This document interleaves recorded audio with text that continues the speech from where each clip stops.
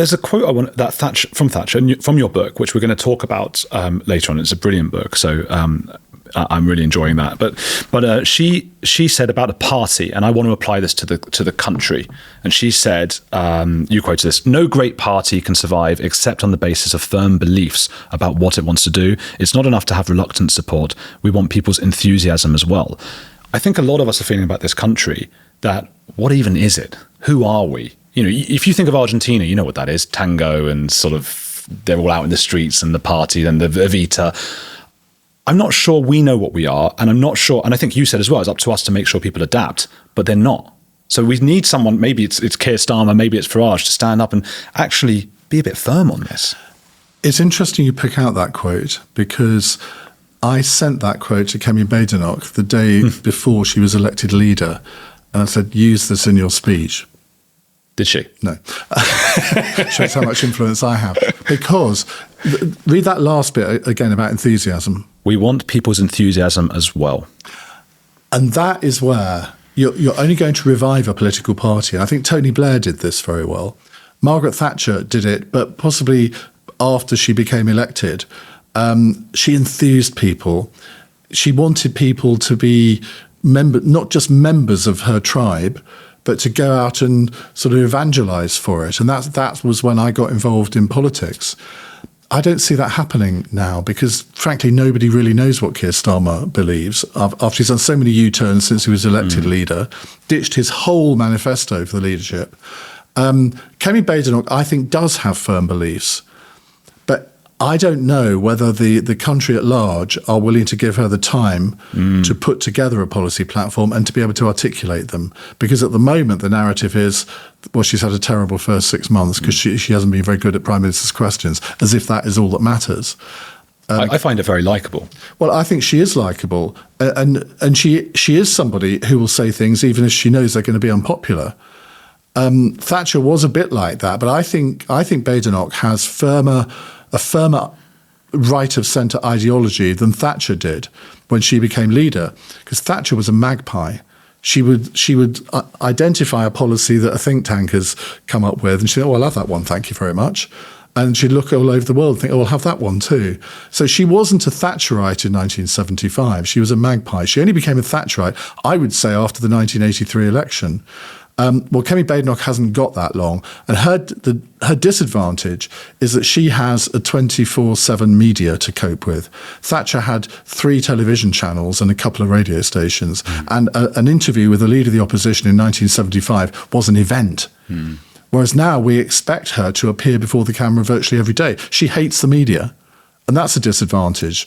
And I've tried to sort of persuade her, you've actually got to get to love doing media, because if you don't, it will show. Has she been on your show? She's done a couple of phone-ins on my show, each of which have gone really well until right at the end. She's a bit like a sort of Spurs central defender. Plays well for 89 minutes and then scores an own goal in the last minute. Oh, God. And in the last one, we did a sort of quickfire round at the end. And so I said to her, "Who's your favourite world leader?" Now, who do you think she should have said? Well, I'm trying to think. Might have said Millet or Trump or something, or Bukele. She should have said Zelensky. Instead, she said Giorgia Meloni. She comes from a sort of pseudo-fascist party, and of course, Labour are all over this right from the moment she said it. So she does have a tendency to say things in interviews that come back to bite her. But rather that than a bland leader who's got nothing about them at all. But also, she's not trying to appeal now anymore to that sort of legacy media idea of a kind of, the Ukraine stuff. She can see that reforms through the roof. It's more of like an alternative scene now. But she can't emulate Starmer and just chase reform. Because what she's got to do, and bear in mind that the Liberal Democrats won all of those seats from Conservatives too.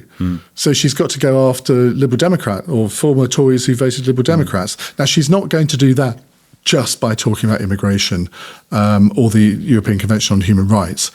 There's got to be more to it than that. I feel like immigration is the issue, though. That's the thing. Well, you've made that very clear. Yeah, no, I know. Well, you're right. I mean, that seems that's the fact that people are leaving Labour and the Tories all to go to reform. Look, I know you were. I don't think it is all about immigration.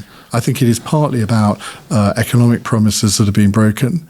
I think it is partly about people who feel betrayed by various governments on Brexit. I think there are all sorts of things that come into this. I accept immigration is a big one, but you can't. Any politician, whether it's Conservative or Reform, who just talks about immigration, I don't think they're doing it for the right reasons. It depends if they feel ideologically, I suppose, that they're saving the country in so doing. I can't. I know. As I've been going on about it, I can't stress enough what an issue I think this is. If we were, and the cultural part of it. If we were taking people in from, let's say, instead of the Middle East, we were getting people from Clearwater, Florida, which is where Scientology's headquarters is. I think people would be up in arms, right? That if a majority of people coming in were Scientologists, well, Scientology's never thrown someone off of a building. Scientology's never committed anywhere near the atrocities of what we see in the Middle East all around it the last few decades. This is altogether something different.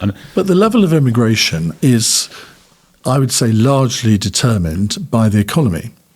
And the fact is, over the past 10 or 15 years, maybe longer, we haven't been able to fill the jobs that we need to fill. Now, there are all sorts of different reasons for that, and you can lay that at the door of successive governments, I would say, from Blair onwards. We haven't trained enough people in the right things, so therefore we need to bring people in from countries. You look at the health service. I mean, it is actually criminal, I think, that we are recruiting nurses from countries that need them more than we do. So I was in hospital last year for a week, and virtually every nurse I encountered was from Malaysia, from the Philippines, from Nigeria, from India, and they were all brilliant. But I did say to one of them, why are you here? Because, I mean, not in a horrible way, but I just wanted to sort of understand. Yeah. And they said, simply because we can earn more here than we can at home. But then there was one nurse, and this was in Tunbridge Wells, who said, I'm thinking I'm going to have to go back because I'm paying £1,400 a month rent. Wow. And I said, how much do you earn? And she said, 23,000. I was thinking, how can you possibly live on that in the southeast? So there may be a bit of a drain of those people, but it is ethically immoral to do that.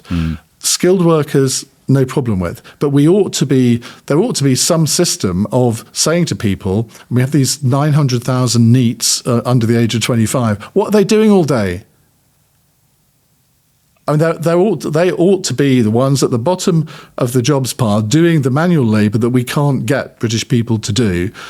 Because if you have a job, that will encourage you to get another job, a better job. And that's the way the economy has always worked. But it isn't working in that way. So I'm not surprised. I remember saying the Brexit referendum, and I remember saying to people who were voting leave, if you think that immigration is going to come down, you are deluding yourself. Yeah. You really are. Well, I voted Remain because I thought it wouldn't make a difference, and I'm a big fan of Europe and languages as well. So it was, like being all in and around Europe. I don't know how I'd feel now. I know you were a Leaver.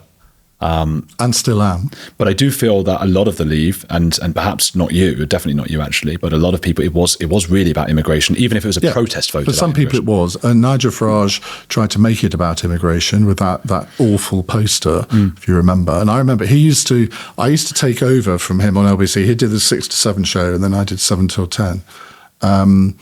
And he... On the day that poster came out, when we did our handover, we're not really supposed to have a lot of banter. I said, Nigel, why have you done this? That poster is an utter disgrace. And the look on his face that I'd actually had the temerity to challenge him on air, given that we got on and are friends, I just thought that was a real low point.